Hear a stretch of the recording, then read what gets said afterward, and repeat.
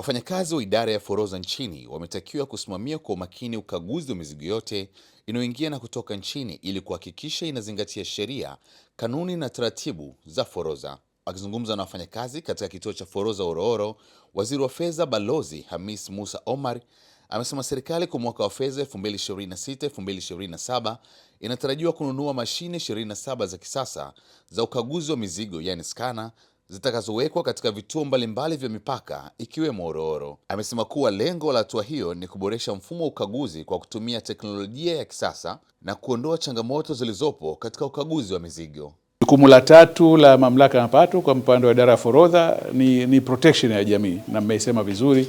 Tuna mambo ambayo yamezuiwa, kuna bidhaa ambazo zimezuiwa haziruhusiwi kuingia, na kuna nyingine ambazo zinaruhusiwa kuingia only kwa kutimiza masharti maalum. Kwa hiyo kuna prohibitions zile ambazo haziruhusiwi kabisa, na tuna restrictions ambazo zinaingia only kwa kutimiza masharti maalum. Naamini hili limeendelea kutekelezwa vizuri na maafisa wetu walio wa forodha. Tunahitaji kila wakati kuendelea kukumbushana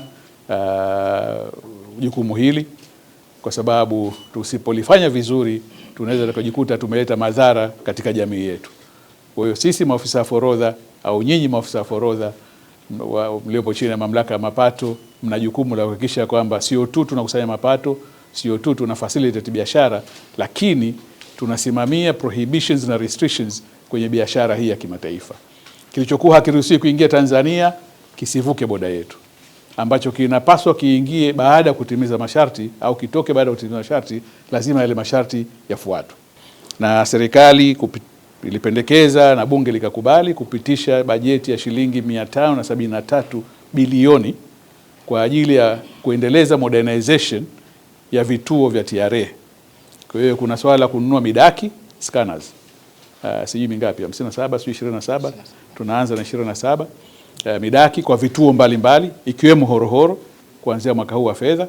Lakini kuna vituo ambavyo midaki 27 kuna upungufu mkubwa, na kwa maelezo ambayo yametolewa kwamba tulikuwa tuna shida, tunapata shida wakati wa ukaguzi wa mizigo, na tunahitaji kumodernize, kuweka utaratibu wa kisasa kwenye ukaguzi ili utusaidie mambo matatu ambayo yameelezwa awali pale.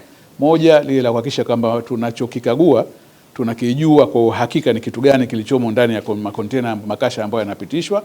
La pili, kuweza kupata mapato yetu kwa uhakika, na la tatu again kwenye masuala ya ulinzi na usalama tutakuwa na uhakika tumeruhusu kitu gani kipite. Ukiangalia thamani ya bidhaa ambazo sisi tumepeleka kwa wenzetu na zile ambazo sisi tumepokea zinatofautiana sana. Zile ambazo sisi tumepeleka hazifiki hata nusu ya kile ambacho sisi tumepokea. Mwaka jana tumesafirisha bidhaa ambazo zinafikia shilingi bilioni 238, lakini wenyewe tumeingiza bidhaa ambazo zinafikia thamani ya shilingi 510. Kwa hapa ndio pale ambapo tunasema tunahitaji kupunguza hii nakisi tulionayo. Maana yake kwa hivyote tunapolinganisha tunapofanya biashara za kimataifa tunaangalia, je, tuna surplus, tuna ziada ya biashara tupofanya, kwa maana ya kwamba sisi tumeuza zaidi kuliko kile ambacho tumeingiza. Katika hali ya kawaida nchi yoyote ile ingependa iuze zaidi kuliko inachonunua kutoka mshirika wake wa biashara. Sisi kwenye kesi hii tumeingiza zaidi kuliko tulichouza. Maana yake ni kwamba tuna nakisi, na nakisi yenyewe sio ndogo.